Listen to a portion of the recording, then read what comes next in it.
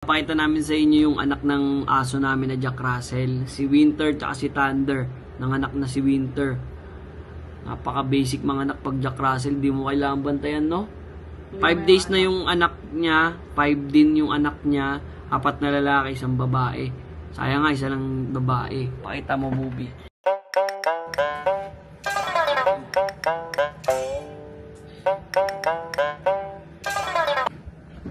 Ito nga pala si Snowy. Ito naman si si Tinder.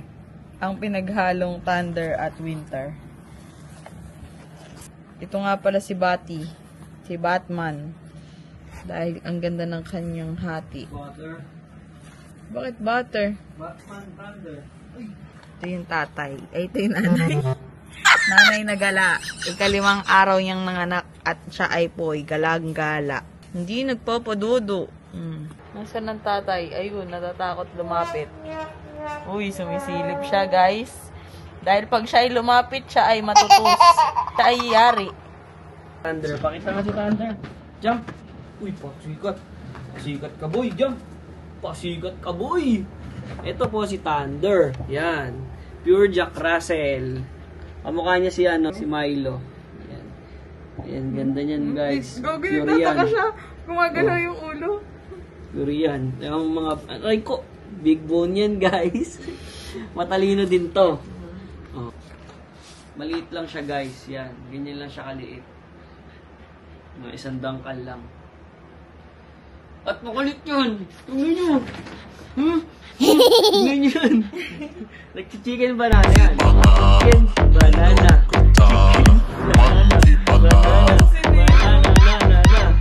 Oh. Nag-up to, guys. Pakita ko sa inyo. Wait. Papapansin, oh. Pasikat ka, boy! Very good! Yan, sa mga gusto ng Jack Russell, sobrang solid po ng Jack Russell. Matalino, malambing, kaso sobrang kulit, sobrang active. Kung gusto mo ng hindi boring na aso, Jack Russell lang number 1 para sa akin. Bukod sa lahat, low maintenance sila. Low maintenance talaga, kahit sa panganganak. Hindi kami gumastos ng malaki, lalo yung ibang lahi kasi kailangan sinisesaryan, sila hindi. Tsaka quality yung mga lumabas kasi maliliit, tapos mga big head. Yun yung maganda sa Jack Russell.